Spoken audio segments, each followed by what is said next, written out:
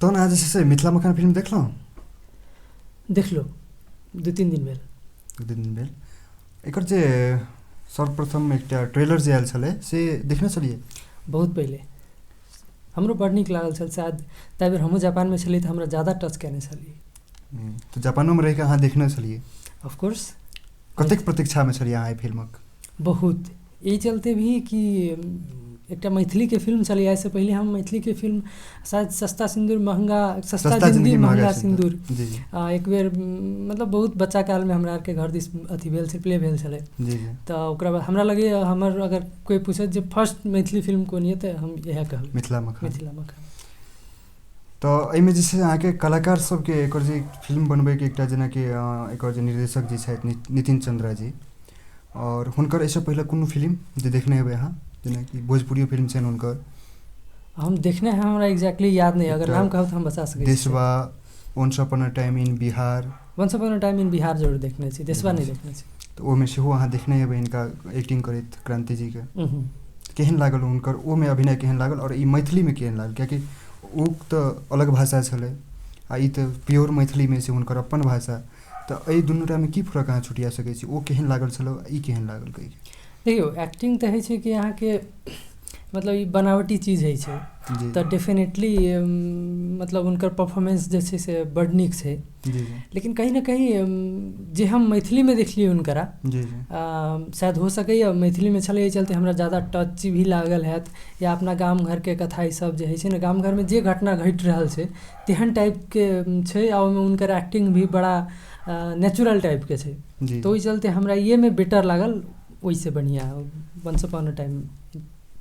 जी, से तऽ खुशी लागल सुनिके, कियाकि ओ जे छै से जे अपन मातृभाषामे जे एकटा एक्टिंग जे छै ओ तऽ ओकर छियै, ओ तऽ खुद कऽ रहल छथिन ने, तहिना टाइपके छै। मतलब एक्टिंगके जैसे बड़का बड़का कलाकार सबके अपना सबके इंटरव्यू देखैत रहै छै तऽ की कहै छै कि मतलब अपना भाषाके जे ओसब फिल्म करैत रहै छै तऽ ओहिमे कनि नेचुरल टोन अबैत रहै छै। अगर अहाँ भाषा बाजि रहल छियै तऽ अहाँके बॉडी लैंग्वेज भी ओहि अनुसारसँ फिट होइत रहैए। जैसे एखने हमरा अगर कोइ नेपालीमे ककरोसँ हमरा बात करैके पड़तै तऽ हमर मतलब बॉडी लैंग्वेज ऑटोमेटिक चेंज भऽ जायत। कोइ अपरिचित आदमी आबि गेलै, हमरासँ लगतै नेपालीमे बात करै तऽ हम कनि होइ छै ने फॉर्मल टाइपके चेंज होइत रहब, तेहन टाइपके होइ छै डेफिनेटली। अच्छा, तहन एकटा चीज जेनाकि अपना सब दुनू गोटे एखन भाषिक अपना सबके जे छै फर्क छै कि टोन फर्क छै कि अपना दुनू गोटे गप कऽ रहल छी, अपना सबके टोन फर्क छै, एहन किछु महसूस केलियै अहाँ एहि फिल्ममे? बहुत जगह।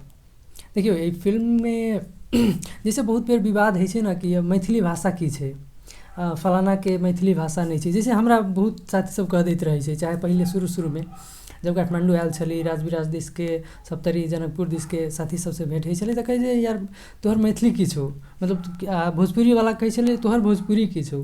से हमरा आरके कहीँके नहि रहि गेल छलियै। बादमे हमरा आरके कनि मनि जे भाषाके आन्दोलन ईसब शुरू भेलै तऽ पता चललै कि बज्जिका कहै छै। लेकिन इनफैक्ट हम एक बेर आदरणीय धीरेन्द्र प्रेमर्षि जी से भी गप कयने छलियै जे सर मतलब की छै कहैके, तऽ ओ कहलखिन जे ई तऽ डेरिवेटिव सब छै, मतलब अम्ब्रेला एकरे छै। जैसे अहाँके अंग्रेजीमे भी छै, ब्रिटिश इंग्लिश छै, अमेरिकन इंग्लिश छै, ऑस्ट्रेलियन इंग्लिश छै, बहुत जगह छै। तऽ सएह चीज छै। आ एहि फिल्ममे अहाँ देखबै तऽ मतलब हिनकर जे एक्टर छथि हुनकर अहाँके देखबै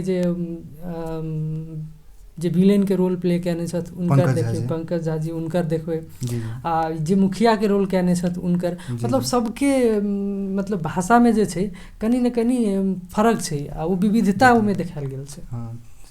बढ़िआँ, अहूँ वएह पारिक केलहुँ, खुशी लागल ओ चीज। जेनाकि ई चीज जे छै से अयबाक छलै कि अपना सबके समाजमे एकर बहुत आवश्यकता छलै। कियाकि केओ कहतै जे फल्लाँ जे बाजै छै ओ भाषा मात्रे मैथिली छियै, या फेर हम जे बजै छी ओ सएह मैथिली छै। लेकिन एकटा अपन सबके बीचमे एकटा छथि यानी कि श्री प्रवीण नारायण चौधरी जी, जे कि एकटा मैथिलीके अभियंता छथि, हुनकर कहब हम कतहु कतहु देखैत रहै छियनि जे ओ कहै छथिन जे जएह बजै छी सएह मैथिली छियै कि अहाँ मिथिलामे छी, जएह बजै छी अहाँ सएह मैथिली छियै। तऽ ओ चीजसँ हम कतहु ने कतहु हमरा खुशी लागै छै ओ सुनिके।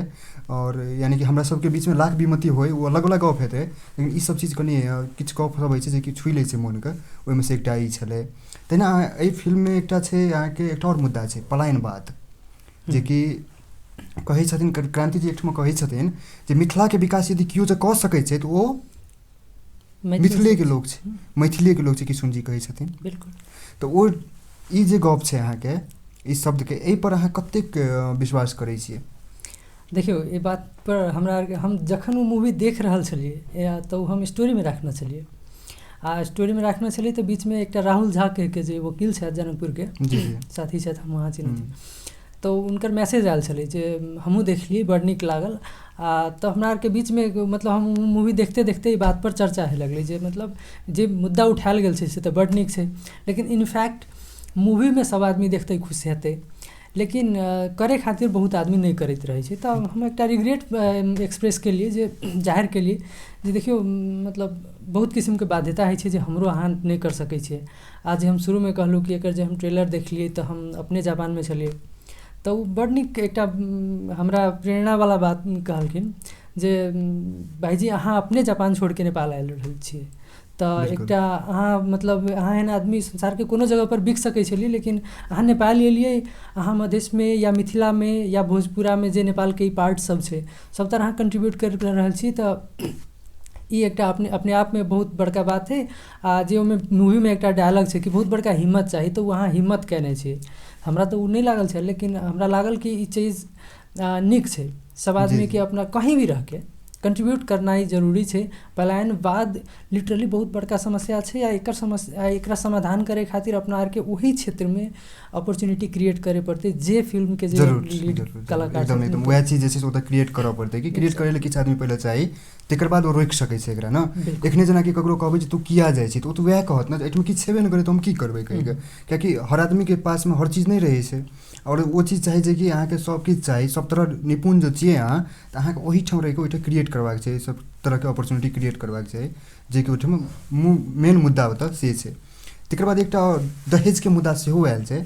हमरा याद आबैए जे एकटा लड़की छथिन, मतलब कि जेकि फिल्म रिलीज होइसँ पहिलैए हुनकासँ हमरा 1 साल पहिले बात भेल छलनि, तऽ ओ कहलखिन जे हमरा एकटा लड़कासँ प्रेम अछि, मुदा ओ जे छै से मतलब हुनकर परिवार जे छथिन से हमरासँ पाइ माँग करने छथिन कि जे मतलब दहेज सेहो चाही कहिके, जबकि ओ लड़कीके अहाँके सरकारी जॉब छनि, डबल मास्टर्स छथिन ओ, ताहि पर हुनकासँ ओतऽ पाइ माँगल गेलै, तऽ ओ कहलखिन जे हम छोड़ि देलिए, हम नहीं केलिए बियाह, हम जवाब दऽ देलिए कहिके। तेना कऽ कहलखिन एहि फिल्ममे सेहो वएह चीज देखायल गेल छै। अगर जे ई फिल्म पहिला आबि जाइतै तऽ हम बुझतियै जे एहि फिल्मसँ प्रेरित छथिन ओ, लेकिन हुनको तऽ किछु ने किछु जे छै से एकटा परिवर्तनके पथ पर अपन सबके समाज आबि रहल छै, से अहाँ विश्वास करै छी ने दहेजके मामलामे?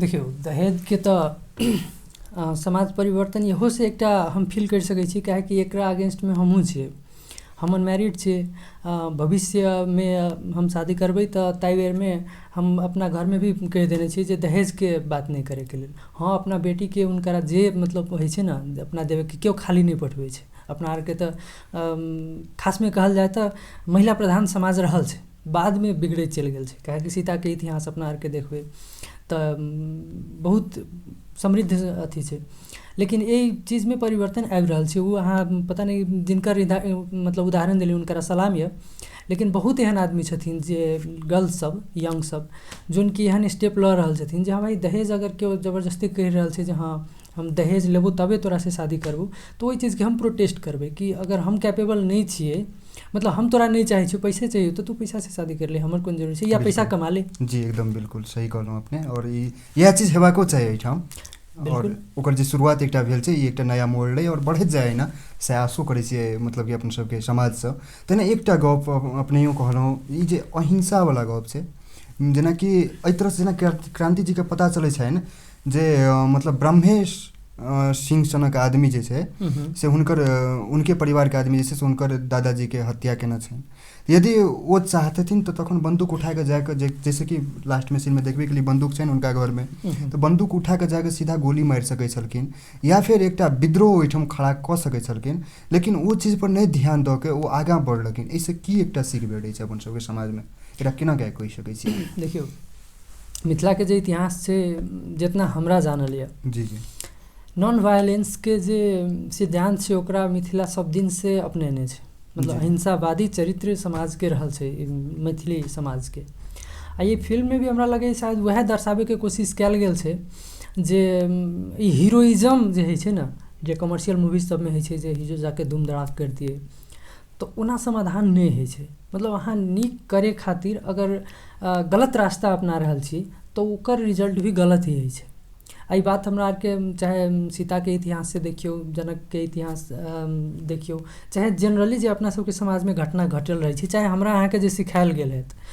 हमरा याद यऽ जब हमरा आरके बच्चा रही, हमहूँ तनिका बदमाश, तऽ एम्हर ओम्हर करके लड़ाई झगड़ा करके चलै, तऽ पापा सबसे पहिले हमरा मतलब डाँटथिन, काहे कि तू अपने नीक रही।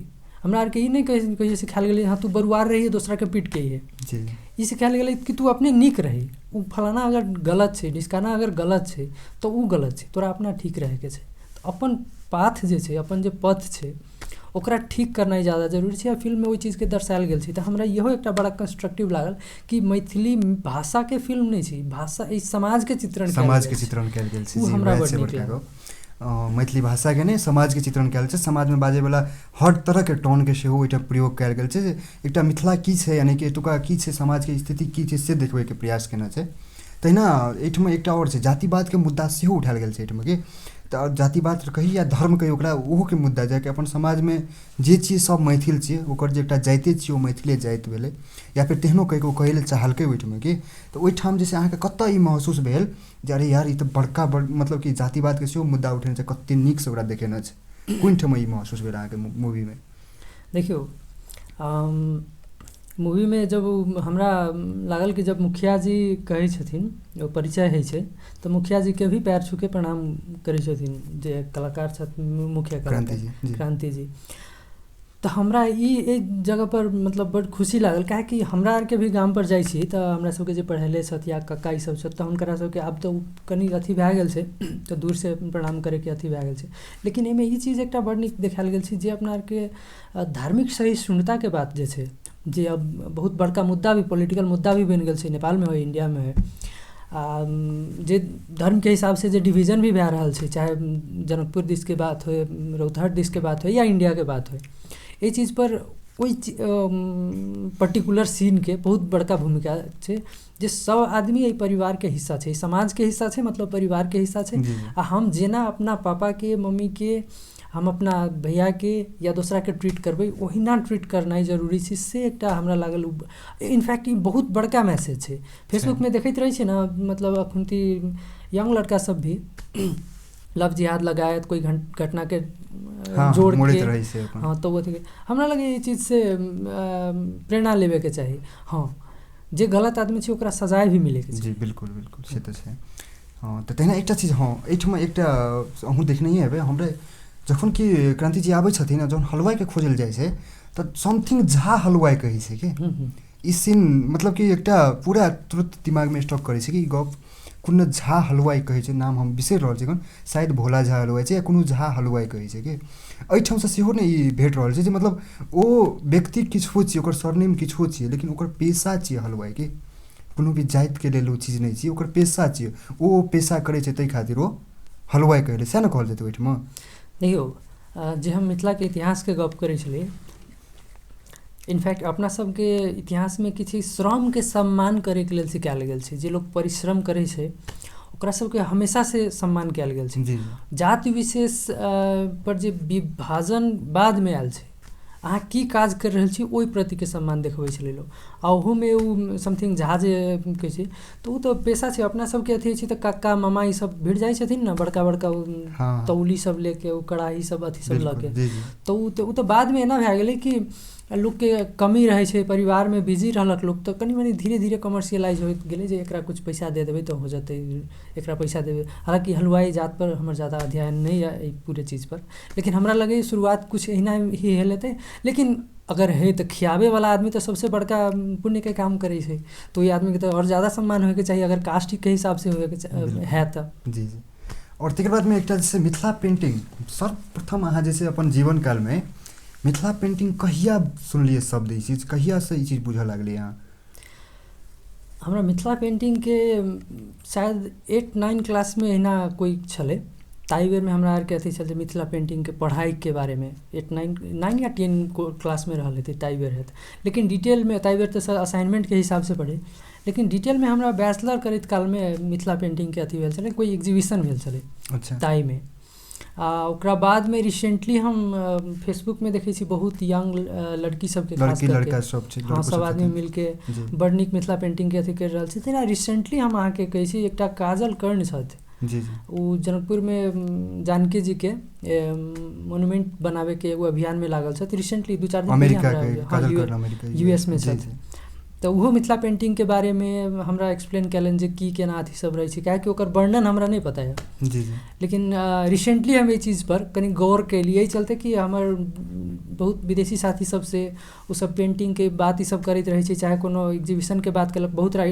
राइटर सब या पेंटर सब छै, तो हम ओकरा सबके एक्सप्लेन करे खातिर जूम मीटिंगमे जे हाँ मिथिला पेंटिंग एहन होइ छै, तो हम गूगल करके भी बहुत चीज़के एनालिसिस देख ली। अच्छा। तऽ रिसेंटली हम एहि चीज़ पर कनी ज़्यादा अथी कर रहल छी, काहेकि एहिसँ पहिले तऽ पढ़ाई एहि चीज सबमे जिंदगी ज़्यादा एकरो देखायल गेल छै अपन सबके फिल्म बहुत बढ़िया बढ़िया, जगह देखायल गेल बहुत छै। बढ़िया से एकर इम्पोर्टेंस देखायल गेल छै। जी जी ओ जे देखायल गेल छै, जेनाकि के सब बनबै छै, के सब एकटा जे छै अपन सबके परिवेशमे के सब बना रहल छै, कि एहिके लेल जे छै कोनो एकटा मतलब ई नहि छै जे मतलब पढ़ले लिखले लोग एकटा बना सकै छै, मतलब बहुत एकटा पढ़ि लिख कऽ कोनो भी एकटा चीज कला तऽ वएह छै जे कला तऽ सबमे भए सकै छै, किछु ने किछु कला अहूँमे छै, हमरोमे छै और सबमे छै। लेकिन ओहिठाम जे बनबैत देखायल गेल छै, ओहिठाम एकटा गामके पूरा वातावरण देखायल गेल छै, कि गामक ओहिठाम एकटा जेनाकि अनृता झा जी छथिन, ओ मैथिली जी ओहिमे नाम छथि, मैथिलिए छथिन नाम छनि हुनकर नाम, तऽ ओ जे छथिन जे तरीकासँ देखेने छथिन, वर्णन केने छथिन, ओहो एकटा बहुत नीक संदेश दऽ रहल छै अपना सबके।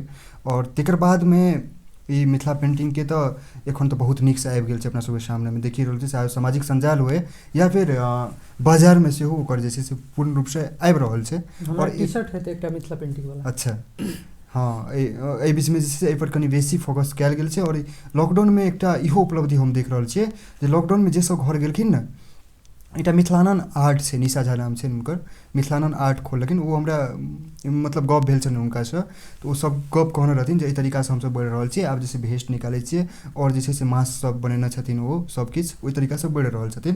तऽ मिथिला पेंटिंग एकटा सकारात्मक प्रभाव पड़ि गेल छै, और ई बढ़ि रहल छै। इंडियामे तऽ और बेसी एकर पड़ल छै, बहुत पहिलेसँ ट्रेन सब पर सेहो देखने हेबै अहाँ, जे पूरा मिथिलेके रङ्ग ककरा अहाँके एहि बीचमे जे आयल छलखिन राष्ट्रपति मतलब अमेरिकाके, हुनको देल गेलनि मिथिला पेंटिंग। तऽ एकर एकटा बहुत नीक सकारात्मक प्रभाव अगाडि बढ़ि रहल छै, तकरा कहि सकै छियै। तकर बाद एकटा शब्द हम कहै लए चाहै छी जे जहन कि कनाडा वापस जा रहल रहै छथिन क्रांति जी फिल्ममे, तऽ ओहिठाम जे छै से हिनका मैथिली जी कहै छथिन जे एहिठाम रहै लए हिम्मत चाही, कहिके कि अहाँ जे कहियो गाम जाइ छियै, और खास कए कऽ तऽ गामेमे छियै, कखनो एतऽ छियै कखनो गाममे छियै, तऽ फर्क नहि पड़ै छै, लेकिन कखनो जे किछु एकटा काम करै लए गाम जाइत हेबै, तऽ अहाँके केओ ई गप कहने आइ तक जे एतऽ रहैके लेल हिम्मत चाही कहिके अहाँके, यानि कि किएकि गामपर छै जे गाममे छियै ओकरे गाम छी, जे काम हेतै गाममे वएह करतै, बाहरसँ आबि कऽ केओ नहि कए सकै छै अहाँ बाहरमे छी तऽ बाहरे रहू कहिके। एहन तरह कहियो फील भेल या केओ कहने यऽ? हमरा गामपर तऽ ओहन नहि कहने यऽ, लेकिन काठमाण्डूमे एहन भेल यऽ। इनफैक्ट हम सिर्फ 6 महीनाके लेल आयल छली नेपाल।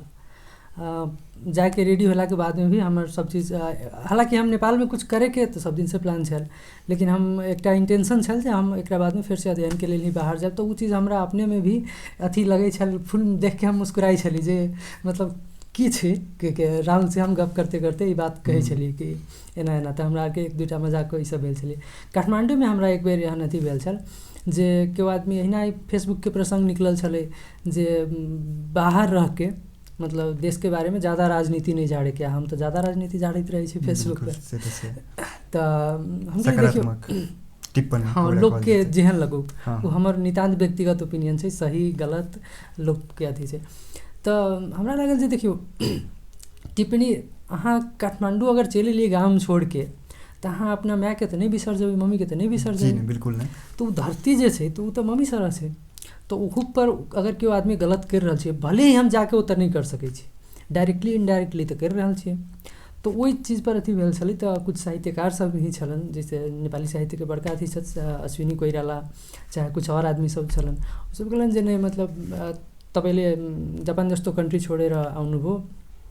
हुनकर सेंस छलै जे जापान एहन कन्ट्री छोड़िके अहाँ एलियै जे अहाँ कखनो जा सकै छी, भले अहाँके सिक्योरिटी है, लेकिन अहाँ एतऽ छियै नेपालमे करि रहल छियै। आ हम नेपालमे ओहिसँ पहिलेयो भी कुछ काज कयने छली। तऽ उस अप्रिशिएट केने छलक। ओहन हमरा टिप्पणी कोनो नहीं कहने अच्छा। भए सकै ओहन हम गैदरिंग में कहीं नहीं गेल हेबै, कियाकि अच्छा। गाम गेलाके बाद ओतेक समय बाहर नहीं देबऽ पड़ै छै। तकर बाद एकटा मखान के जतऽ तक गप आबै छै मिथिला में अहाँके पान माछ मखान जेकरा कि मिथिला के सबसे मूल्यवान वस्तु मानल जाइ छै, जैसे कि आदमी जे छै से ओतऽ ओहिसँ रोजगार एकटा बहुत बड़का रोजगार भेट सकै छै हमरा अहाँके मिथिला में। मखान के केहन अहाँ देखै छियै कि मखान के केना कऽ देखै छियै अहाँ? हम तऽ बस ओकरा जे छै से मखान के उपयोग या तऽ कोनो मतलब कि श्राद्ध कर्म होइ छै तखन, या फिर ई कोजगरा जे छै कोजगरा पूर्णिमा दशहरा के बाद में ओ टाइम में देखै छियै खास कए कऽ। और जे छै से एकर कोनो एहन नहीं देखै छियै जे कि अपने गामक पोखरि रहैत। अपना गाम में हमरा गाम में मतलब कि 30टा से ऊपर पोखरि हेतै लगभग ओतेक रहै तऽ हमरे गाम के आदमी सब कते 10 कोस दूर जाकऽ खरीद कऽ आनै छथिन कि। तऽ एकरा कोन तरीका से देख सकै छियै? एकरा जे छै से काल्हि के डेट में ई कतेक लाभदायक भऽ सकै छै? देखियौ एहिपर हम बहुत पहिले एहिपर कनि रिसर्च केने छलियै ऐसा ही। नॉर्मली तऽ वएह छै जे कोजगरा होइ छै तऽ कहलक, चाहे हमरो आरके घरे से एक बेर फोन अबै छै जे हाँ आइ पान आ मखान खा लिअ। जी। तऽ एक बेर अपना सबके गेलो छली शायद तीन कोने दिस, तऽ ओहि हिसाब से हमरा आरके लै छलियै। लेकिन एकर न्यूट्रिशन के जे वैल्यू छै से लाइफ में बहुत छै। इनफैक्ट डेली लाइफ में भी एकर यूज होइके चाही। एकर खीर बनै छै तऽ ओ एकर एग्जैक्टली तऽ हम पूरा फिगर बिसर रहल छी, लेकिन पौष्टिक तत्व के आधार से देखल जाए तऽ एकर बहुत महत्व है। आ हमरा लगे पहिलका आदमी सब जे अपना सबके जे पुरखा सब ई चीज के ज़्यादा प्रयोग करथिन तऽ एकर जरूर कुछ ज़्यादा ही वैल्यू रहल होतै। एग्जैक्टली हम बिसर रहल छी। लेकिन एहि चीज के जेना बहुत जगह पर देखै छियै अखन मशरूम ई सब के अथी होइ छै, हमरा लगे इहो भी एक किस्म के मशरूमे हेतै, काहेकि ढूस छै फंगल अथी हेतै, लेकिन हम श्योर नहीं छै। तो डेली लाइफ में एकर अगर डाइट में प्रयोग किया जाए तो वो भी बढ़िया है। अध्ययन करके कनी बाजार सब देख के लोग के अवेयरनेस के ज़्यादा जरूरी है। जैसे कुछ बहुत पहले हमरा के च्याउ नहीं खाई छलिए, ठीक से, कियाकि गोबर छत्ता कहके अथी कहै छलिए। जैसे हमर मम्मी बीमार छलखिन, काठमांडू लायल छली, तऽ हम कहलिए डॉक्टर कहने छली जे मशरूम सूप दिन सकनुहुन्छ। तऽ हम जाके कहलिए मम्मी कथी छै, तऽ हम कहलिए जे मशरूम छै, तऽ मम्मी खा लेलकै। बाद में हम कहलिए कथी देने छै, बड़ नीक छलो। तऽ हम कहलिए गोबर छत्ता छलै, थू। तऽ मतलब अवेयरनेस नहीं छलै। तऽ ई कमर्शियल प्रोडक्ट छै कनी, तऽ ओहन कुछ करऽ पड़तै कि, कियाकि एकर न्यूट्रिशन वैल्यू छै। आ कोजगरा के बेर में मात्रे अबै छै, तऽ एकर ओना रेगुलर यूज हेतै तऽ बाजार भी बढ़तै, रोजगार सृजना हेतै। अपना सब देखै छी पोखरि एहिना खाली रहै छै, या तऽ माछ अथी भए रहल छै, नहीं तऽ ऐसा ही पड़ल छै। ओहि चीज के लोकल रिसोर्स के यूज भए सकै छै। एहन एहन बहुत चीज हमरा लगे एहि पर कयल जा सकै छै। एकटा और जे एही संगे जुड़ब जे वफादारी ना, एहि फिल्म में वो वफादारियो देखायल गेल छै कि अहाँके किशुनजीत द्वारा वफादारी देखायल गेल छै, ओकरा अहाँ केहन तरीका से लै छी वो वफादारी के? देखियौ हमरा ओहि सीन पर हम पॉज गए छलै, कियाकि हम ही देखै छलियै, कियाकि शुरू में भी क्रांति जी के देखाबे जो रूम रहे छै, कहै छै ना बाबा के रूम छै, तऽ देखाबे किशन जी जाइ छथिन।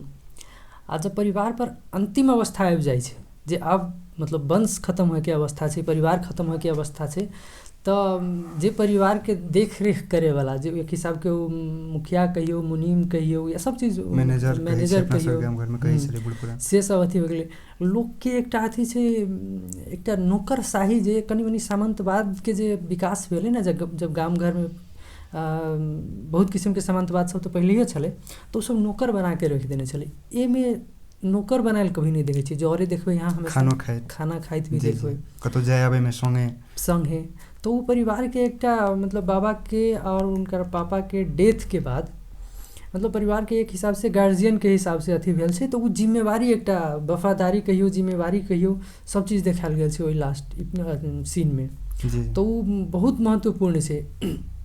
और इहो चलते महत्वपूर्ण छै कि जे डिफरेंसेस देखायल जाइ छै अपना सबके समाज में, चाहे अभियो जे बड़का बड़का धनाढ्य जे परिवार सब छै, ओहिमे मुनीम या एहने मैनेजर ई सब बहुत रखै छै, तऽ ट्रीटमेंट में फ़र्क देखै छियै। बहुत जगह गेली हमसब तऽ कनी फ़र्क रहै छै, तऽ ई चीज के अपनाबे पड़तै, काहेकि अहाँ जते अपनेबै ओ ओतेक अहाँके अपनायत। आ जब एहन किस्म के व्यवहार हेतै, जिम्मेवारी आ समर्पण हेतै, तब जाके ई कास्ट व्यवस्था के भी जे फीलिंग छै जी उ चीज अंत हेतै कियाकि कास्ट व्यवस्था तऽ पहिले काज ई सबके हिसाब से छलै। आइ तऽ देखियौ जे हम पंडितारे नहि करै छी, अहाँ पंडित नहि छियै, हमरा गाँवमे जाइ छी तऽ कहै छियै रे पंडित, तऽ हमरा कभी कभार मूड ठीक रहल तऽ जी कह देली, मूड ठीक नहीं है तऽ हम पंडित छी, आ पंडित कहै छी तऽ जी कथला लगबै छियै, रे कहै छी तऽ पंडित जी कथला लगबै छियै, ठीक से बाजलू, बाजके सिखलू। तऽ ओहिमे बहुत आदमी सब छथिन जे दूसरा कास्टके छथिन, सब शिक्षक भए गेल छथिन, डॉक्टर भए गेल छथिन, तऽ हुनका सबके कोइ कास्ट चीज से मतलब नहि रहै छै, जेना अपना आरके डॉक्टर साहब छथि डॉक्टर साहब तऽ जी बिल्कुल। बहुत अथी छै। तकर बादमे एकटा छै जे अहाँके एकटा गीत कहू जे कि फिल्ममे अपना सब सुनने छियै, जकरा कि एहि फिल्ममे नहि भेटल हैत अहाँके। अपना आरके सुनने छियै जे एहि फिल्मके गीत छियै ओ अपना सब सुनने छियै और वो एहि फिल्ममे नहि भेटल। ओ तऽ वएह ने हमरा शौक लागल छल जे चलि एलियै परदेश गे मैं रहबौ कोना के तोरा बिन नहि भेटल। ई गीत पता नहि किया, शायद कोई इससे पहिले किछु इश्यू सब छलै, ओहि लए कऽ किछु भऽ सकै छै ओहि तरहसँ, लेकिन हरिहरन जी द्वारा गायल गीत ई एकटा अपनेमे बहुत नीक गीत छै। और तकर बाद जे छै से एकरा जे छै से मतलब एकटा जे देखेने छै कि ओ गाम देखेलकै, कि ओ गाम देखेलकै केहन देखेलकै, कुशहाके बाढ़ि जे कि ओ 64-65 सालमे जे उएह टाइममे जे आयल छलै, ओ बाढ़ि जे आयल छलै तहन जे छै से अहाँके हमरा जे याद यऽ तऽ अपन सबके प्रचण्ड जे छै से प्रधानमंत्री बनल रहै नेपालमे गे, और ओ बढ़िआँ ओहिठाम काम केने रहै, ओकरा सबके लेल बढ़िआँ नीक चीज तुरते ऐलान केलकै, जहिया बनलै प्रधानमंत्री ओहि रातिमे बाँध टूटल छै, ओहिसँ तेहन तेहन हमरा याद आबैए। तकर बाद एखनहु ओ जगहसँ परती पराँठ छै कि जे तरीकासँ ओहिमे देखायल गेल छै ने, ओहिना परती पराँठ छै कि, तऽ एकर सबके एकटा तऽ बहुत नीक देखबैके प्रयास केलखिन यऽ ईसब, और बहुत नीक देखेलखिन। तऽ एहिमे जे छै से अहाँके किछो एहन चीज जे कि जाहिमे कि अहाँके किछु डाउट हेतै एहि फिल्ममे जे ओ केना भेलै कहिके, या फिर ओ किया भए गेलै एना कहिके, किछो एहन चीज। देखियौ हम सिनेमाटोग्राफीके नज़रसँ तऽ नहि देखली, आ जे अहाँ बाहरके अथी केलियै तऽ एहि फिल्मके सबसँ प्लस पॉइंट ही हमरा ई लागल छल जे एक तऽ कम टाइम, ज़्यादा ड्रामेटिक नहि, आ रियल चीज पर सब चीजके कवर केने छै, जैसे बाढ़िके इशूके भी कवर केने छै। आ ई चीज एकटा खासमे एकटा मैसेज छै, पता यऽ 2 नंबर प्रदेशके ही लऽ लियौ तऽ मतलब बाढ़ि नेपालके 2 नंबर प्रदेश एवरी ईयर बाढ़ होइ छै, एवरी ईयर फिक्स छै कि बाढ़ि अयबे करतै। जैसे कोरोना जैसे महामारी नहीं छै, लेकिन अपना आरके तैयारी कभी नहीं रहै छै। हरेक साल 2-4टा समाजसेवी जन्मै छथिन, कुछ करै छथिन, ओकरा बाद फेर खत्म हो जाइ छै, फेर अगिला साल फेर शीतलहरमे भी वएह होइ छै, हरेक साल शीतलहर होइ छै। कुछ आदमी सामाजिक संजालमे कपड़ा बाँटेके अथी करै छथिन, लेकिन ओ प्रिपेयर्डनेस किया नहीं छै। जैसे ठंडा तऽ ज़्यादा पहाड़मे होइ छै, हिमालयमे होइ छै, लेकिन हिमालयसँ ज़्यादा तराई मधेशमे लोग मरै छै, किया काहेकि एकटा तैयारी नहीं छै। बाढ़मे भी सेम इशू छै, तैयारी नहीं छै। एखन पहिले तऽ केंद्र सरकारके केंद्र सरकार जे छलै ओकरा दोष दै छलै, लेकिन आब तऽ अपन सबके सरकार भी है, मतलब प्रदेशके सरकार भी है, स्थानीय सरकार, प्रदेश सरकार, स्थानीय सरकार भी है, ओकर सबके नजर कहाँ छै, आँख कतऽ छै। मतलब अहाँ तऽ पॉलिटिकल बात नहीं करै छी, कोनो दिन फेसबुकमे लिखब, लेकिन कहैके पड़ै छै कि मुख्यमंत्री बेटी पढ़ाओ बढ़िआँ कहै छै, बाँकी समय ओ प्रधानमंत्रीसँ टक्कर लैत रहै छै। इतना अच्छा मौका छलै जे एकटा एग्जाम्पलरी नेता जन्माबैके, एकटा एग्जाम्पलरी प्रदेश बनाबैके। अहाँ कएटा मधेसी नेता छै जकरा अहाँ मतलब कहबै जे हाँ यार ई मंत्रीसँ एकरा नहीं हटाबैके छै, अभी तक एको छै, एकोटा नहीं, एकोटा बनबै नहि सकलै, अपन चरित्रे बहुत दुःख लगै छै ने। मतलब कहै छै जे हाँ मधेसी सबके ई नहीं बनबै छी, ओ नहीं बनबै छी, मतलब 60टा 62टा से ज़्यादा मंत्री भेल छै यहाँके 62-63 के बाद से, कलकै कथी, एकोटाके कहि दियौ जेना जनार्दन शर्मा ई सब भेलै, चाहे इलेक्ट्रिसिटी जे अथी केलकै, एहन बहुत नेता सब छै, नहीं छै उतना अथी। तो मधेसी नेता सबमे जो केंद्रमे भी नहीं कर सकलै, प्रदेशमे भी नहीं कर सकलै, तऽ डेफिनेटली एकटा डाउट क्रिएट हेतै ने कि यार मधेसी सब कर नहीं पा रहल छै। एकर मतलब हमर इहो कहनाम नहीं छै कि पहाड़ी सब कइए देने छै, हुनको सबसँ नहीं भेल छै, लेकिन एहिमे कुछ आदमी सब तऽ निकलि रहल छै ने। अपना सबके एकटा मतलब बहुत बड़का मौका छलै जे 2 नंबर प्रदेशसँ कऽ के देखबतियै जी, आ डायरेक्ट प्रधानमंत्रीके लेल कहतियै कि हाँ हमरा सबके देखी कऽ के अबै छी। आब तऽ ई सब बदसँ बदतर बना देने छै। बिल्कुल। तकर बाद एकटा छै अहाँके मुद्दा, अहूँ आब लगभग 1 दशकसँ बेसीसँ गामसँ बाहर रहै छियै, ज़्यादासँ, हाँ, तऽ ओहि अवधिमे जे छै, ओहि अवधिमे जे छै से अहाँके गाम जे जाइ छियै तऽ अहाँ सङ्गे अपनी भाषामे गप करैए कि किछु हिंदी, नेपाली, इंग्लिशमे केओ आयल जे मतलब कि अहाँके पूछि देलक, इंग्लिशमे गप करऽ लागल अहाँसँ, या नेपालीमे या हिंदीमे, गामके लोक छलै कि एहन भेटल? नहीं, कुछ आदमी छथिन जी, लेकिन पहिले जे मतलब हम बाहर पढ़ै छलियै तऽ हुनका सबके लगै जे मतलब कते आदमी सब त प्रेम से भी, कते आदमी पता नहीं कौन हिसाब से इंग्लिश में बाजे के शुरू कर देते, कते आदमी जे निके भावना से इंग्लिश में बात करता पूछे के हिसाब से, और कुछ आदमी सब हिंदी में भी बात करै छथिन जे कनि हमरा सबके गाम दिस पता एना छै जे कथित रूप से संपन्न परिवार छथिन, भूमिहार राजपूत ई सब, तो उनकरा सबके हम अपना सबके भाषा बजैत नहीं सुनने छी हिंदी। परिवार में, अपन परिवार में नहीं, अपना परिवार में हमरो सबसे गप करे तो बाहर अगर बाहर अगर भी बात कर रहे तो ज़्यादातर हिंदी।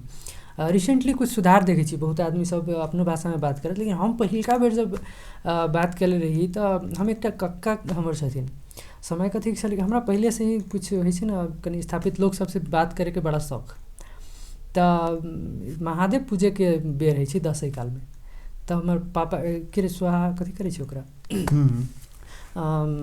जे अंत में होइ छै, तो ओहिमे पापा हम सबके अबै छलै जे हाँ 10-12 गो ब्राह्मण चाही, तो ओहिमे पापा हमरा पठा दै छलखिन। तो जब हिंदी बदलकै तो हम हिंदी में जवाब देली, तो हमर काका कहै छै हिंदी में जवाब देबी, मतलब तू हिंदी में जवाब देबी, तू मुँह लागल टाइप के भऽ गेली कह के। तो ये चीज़ बाद में जाके हम पापा से पूछलिए, पापा मतलब वो सब हिंदी में बात करै छै, हमर मम्हारा तऽ इंडिया जी, तो सब हिंदी में बात करै छै, हमरो इंडिया अछि जेकरा मिथिला कहि सकै छै, अपना सब इंडिया नेपाल नहीं कहि सकै छी, अपना सबके भाषा में अपन सब जब गप करबै तऽ हमरो मिथिले में हमरो जौन देश के गप है तो हमर इंडिया में मालूम छै। हाँ, तो पापा हमर कहलखिन जेना ओहिमे कोनो गलत बात नहीं, अगाड़ी के आदमी तोरा से जोन भाषा में बात कर रहल छै तू वही भाषा में अगर तोरा बाजे अबै छौ तब टूटे फूटे के भी अबै छौ, काहे कि वो आदमी दोसर भाषा यही चलते बाज रहल है कि वो तोहर भाषा न बुझ रहल है, तो अगर टूटल फूटल में भी तू ओकरा भाषा में जवाब दे रहल छौ तो ओकरा नीक प्रयास कहल जेतै, तो वही चीज़ में कोनो बुराई नहीं। लेकिन कहलिए वही आदमी के तो पता है ना, अपना गाँव के आदमी अपन सबके भाषा तो बुझ सकै छै, तो न वही में कोनो गलत, अगर वो हिंदी में बात कर रहा है तो तू हिंदी में ही बात करो उनकरा से, तोरा अबै छौ तब, आ तोरा तो ठीक ठाक हिंदी अबै छौ तो तू बात सकै छै, मतलब ये एक इम्पावरमेंट के बात है। जी जी बिल्कुल, काहे डोमिनेंस है कि वहाँ पता है वो हिंदी बाज के डोमिनेट करते रहे छै, अच्छा दूसरा जे खास करके दूसरा कास्ट सबके ओना डोमिनेट करके बात करे के कोशिश करते रहे छै, तो ये चीज़ के हमरा लगे वही चलते मैथिली बोलनाइ, मैथिली के प्रायोरिटाइज करनाइ ज़्यादा जरूरी है। खास में तो जे कि अपना सबके पढ़ल लिखल छै, मतलब कनि पढ़ि लै छै, या फिर अपना सब चीज देखै छी, अपना सब चैनल जे आबै छै सबसे बेसी चैनल हिंदी चैनल आबै छै, या फिर मूवी सबसे बेसी हीरो के नाम कहते अपना सबके तो हिंदी के कहबै, बॉलीवुडे के कहबै, या फिर जे भी ओइ लाइन में, तो अपना सबके मैथिली अपने भाषा भऽ गेलै, तकर बाद में हिंदी ना अपने उन्हें फिल्में देखे देखे सिखा गेलै, नहीं पढ़लिए कहियो नहीं कहियो लिखलिए, फिल्में देखे देखे सिखा गेलै, जेना कए के बाजि लै, अपना सही से नहीं बाजि, सही से तो मैथिलियो लगभग नहीं बाजि रहल छै अपना दुनू गोटे एखन, तो वो तो हिंदी छी दोसर भाषा बाजै। तकर बाद में ई मैथिली हिंदी कहियो अपना सबके कोर्स में नहीं भेटलै, मतलब एक क्लास से आज तक बैचलर मास्टर्स हमहूँ केलिए, हमहूँ बैचलर तक एलिए या हिंदी मैथिली कतौ नहीं भेटलै।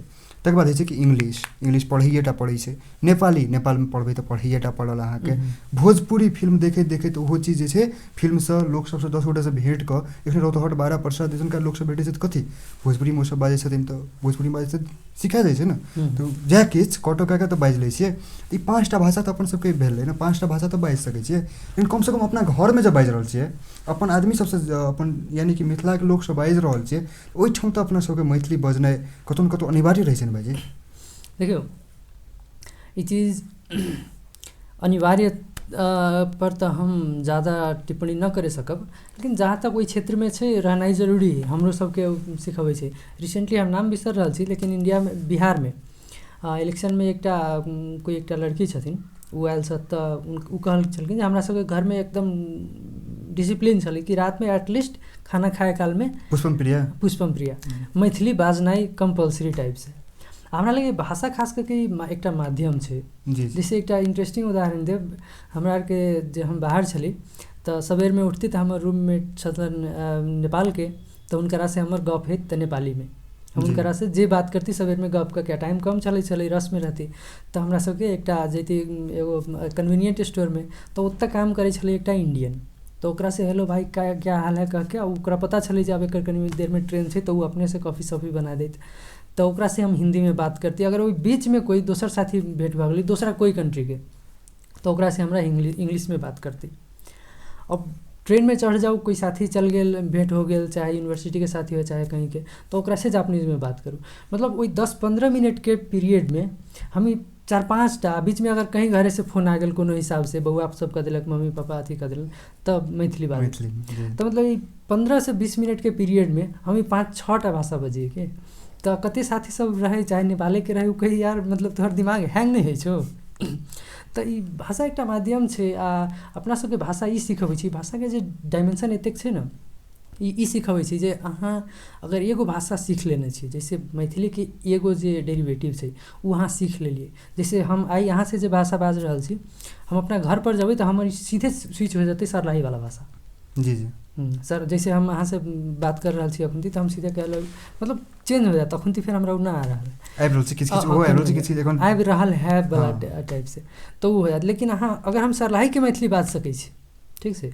जनकपुर के मैथिली बाज सकै छी सप्तरी के बात सकै छी तो हम मधुबनी वाला मैथिली भी बात सकै दैट इज अहाँ कोई भी भाषा सीख सकै छी इंग्लिश नेपाली हिंदी जापानीज कोई भी भाषा बाज सकै छी ई अपना सबके इनबिल्ट कैपेसिटी डेवलप करै छै कि तो मैथिली के ई एकटा भी बहुत बड़का शक्ति छै हालांकि और भाषा सब में भी छै तो वएह तऽ छै खासमे जे अगर आइ के डेट में फेर से मैथिली एकठमा नहीं भेलै मतलब कनिक लागलै अगर जब ओकरा ई फिल्म में जे देखायल गेल छै अहाँके जे कि एकटा देखायल गेल छै तऽ कल्पना जे छै से हम जे बाजबै सप्तरिया भाषा भए जेतै मैथिली के कोनो सप्तरिया भाषा कोनो एकटा मिथिला क्षेत्र के नाम हेतै तऽ ओकरा मात्र लोक मैथिली कहतै कियाकि मिथिला ओ छियै मिथिला के ओ मैथिली भेलै नहीं तो केओ सिरहा भाषा सिरहा के मैथिली भए गेलै केओ जे छै जनकपुरिया मैथिली ई सरलाही मैथिली मतलब ई रौतहट के मैथिली ई मधुबनी मैथिली दरभंगा के मैथिली मतलब बहुत सब अलग अलग भए गेलै ने तऽ ओकरो एहिठमा देखायल गेलै अहाँके कम्प्लीट एकटा पैकेज देखायल गेल छै मूवी में सएह ने कहबै अपना जे सब किछुके समेट लेलकै अगर जे एकरे जे मतलब छोट छोट करियौ तऽ हम देखै छियै जे 9टा 10टा फिल्म बनि सकैत रहै छै कि वेब सीरीज बनि सकैत रहे ओ 9टा 10टा सीरीज बनि सकैत रहे ओकर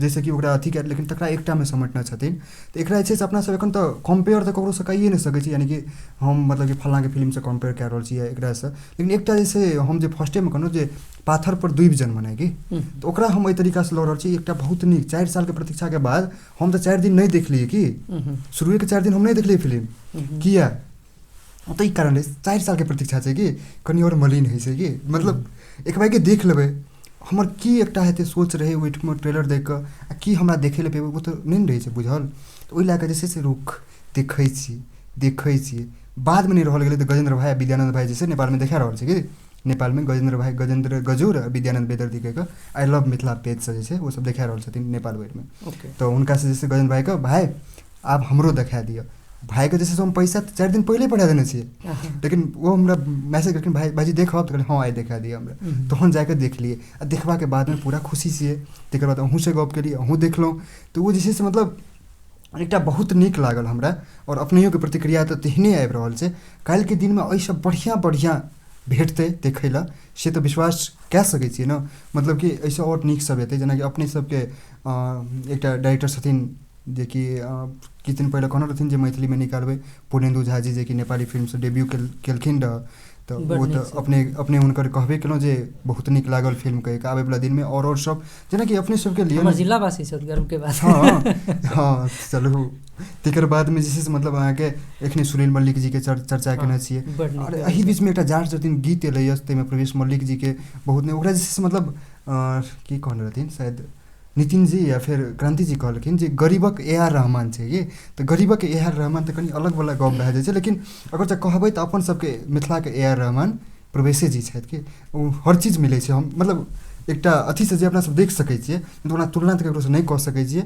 ओहो AR रहमान छथि इहो प्रवेश मल्लिक जी छथि लेकिन एकटा कहैके लेल तेना कहि कऽ तऽ अहाँ जे छै से एहि फिल्मसँ पूरा सन्तुष्ट छियै देखियौ बिल्कुल सन्तुष्ट 6 महीनाके जे लॉकडाउन छै बीचमे हम कमतीमे फिल्म आ वेब सीरीज सब करके 50टा से ऊपर देखने हैं अच्छा अगर सिनेमाटोग्राफी के हिसाब से भी थोड़ा बहुत जे हमर थोड़ा बहुत नॉलेज है ओहि हिसाब से भी देखल जाए तो कहीं कहीं त्रुटि छै तो देखियो एक तो नया प्रयास छै ऊपर से बड़ा चैलेंज छलै फिल्म के लॉन्च करे में भी तो ओहि पॉइंट ऑफ व्यू से आ प्लस जे अहाँ कहलिए ना कि पत्थर पर दुभी जलमल छै तऽ ई प्रयास करना ही बहुत बड़का छै। सबसे बड़का मैटर है छै कि अहाँ की मैसेज देबैके लेल चाह रहल छी।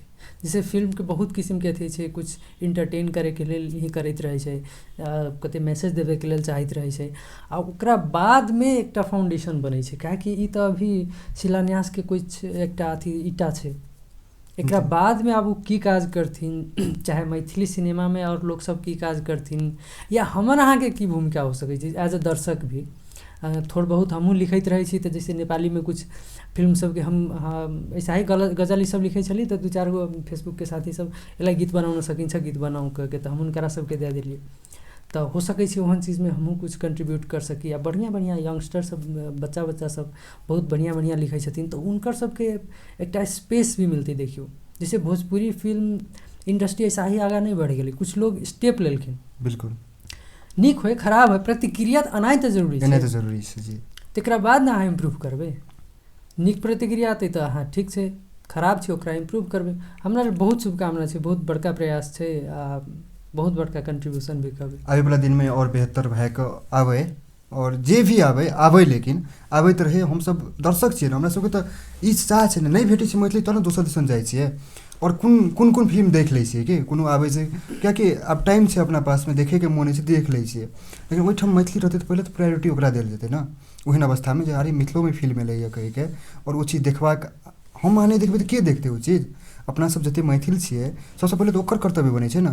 और अहाँके ई फिल्म जे छै अहाँके मिथिला मखान, एहिमे 2टा सब टाइटल छै, इंग्लिश आर हिंदी 2टा सब टाइटल सेहो राखल गेल छै। ओहिसँ जे छै से आर बेसी ऑडियंसके कवर कऽ सकै छै। और जेनाकि हमरासँ किछु नेपालियो भाषी मित्र सब मांगलक रहऽ, तऽ हम हुनको सबके देलियनि, ओहो सब देखलखिन और बढ़िया प्रतिक्रिया आयल छै। तऽ बस एतबी कहै लए चाहबै जे अपने जे छै से अपन सबके ई देखैवला सबके दर्शक सबके की कहै लए चाहबै।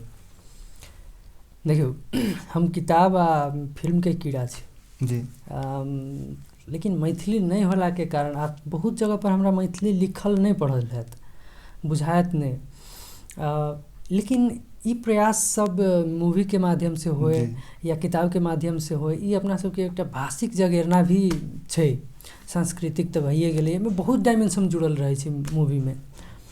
तऽ जे आदमी सब हमर सबके ई बात सुन रहल छथिन हुनकरा सबके इएह कहबै कि प्लीज एक बेर ई मूवी देखू। जे प्रतिक्रिया होय अपने सबके, नीक होय बेजाय होय, अपने सबके की चीज नीक लागल ओ चीज भी मतलब सोशल मीडिया थ्रू प्रमोट कयल जाय। बड नीक मूवी छै, मैथिली मूवीके प्यार कयल जाय। हाँ तऽ बस और एम.जे. झा जी भ्राताश्री जी छथि, ओ कहबे केलथि अपने सबके जी फिल्म नहीं कि एकटा कंप्लीट पैकेज छै। एहिमे जे छै अपन समाजके वर्णन कयल गेल छै कि एकरा देखी। और एहिमे जे छै से अहाँके एकर फिल्मके जे निर्देशकसँ लऽ के एक्टर तक सब सुच्चा मैथिल सब छियै। और ई चीजके अपना सब आगाड़ी बढ़बै छियै। अपन सबके गाम घरके गप सब छै एहिठाम, तऽ एकरा देखू अहाँ सबके एक बेर देखू, बिना देखने दोसर किछु कहलकै या हमही कहलियै बड्ड नीक छै, ओहिसँ ई नहि होइ छै अहूँके नीके लागत। अहाँ अपनासँ देख कऽ एकर प्रतिक्रिया दियौ, और प्रतिक्रियाके देलाके बादमे आर बढ़िया फिल्म सब आबै तकर कामना करू। और एतेक व्यस्त समयमे से और भाईजी जे समय निकाललखिन हुनको हम एहिठाम धन्यवाद दै लए चाहब। संगे अपने सबके ई जानकारी करायब जे डिकोडिंग नेपाल पेजसँ ई जे छै से यूट्यूब पर देख रहल छी अपने, या फिर यूट्यूब पर देख रहल छी तऽ सब्सक्राइब करू, फेसबुक पर देखै छी तऽ पेज लाइक करू, और ई वीडियोके ज़्यादासँ ज़्यादा शेयर करू और लोग सब देखतै। और एहिसँ जे छै से मिथिलाके सिने क्षेत्रके आगाड़ी बढ़ेतै। जेनाकि अपना सबके मैथिलीमे सबसँ बड़का गप कहै छै सिनेमा, मतलब मैथिलीमे बहुत लोक सब एखनो जे छै से वृद्ध सब सिनेमा कहै छै कि, तऽ हाँ वएह मिथिला मखान सिनेमा जे छै एकरा और आगाँ बढ़ाउ, सब लग शेयर करू, सब लग पहुँचाबू। और बेजोड़.in पर जी बेजोड़.in गूगलमे जाके बेजोड़.in दाबू, ओहिठाम जे छै से अहाँके ई फिल्म भेटत, ओहिठामसँ देख सकै छियै। Facebook per I love Mithila page छै एकटा, ओहिपर जे छै से गजेन्द्र गजूर और विद्यानंद बेदर्दी जीसँ जे छै से अपने सब सेहो सम्पर्क कऽ के ई फिल्म देख सकै छियै। बेस तऽ सबके धन्यवाद। जरूर देखब फिल्म।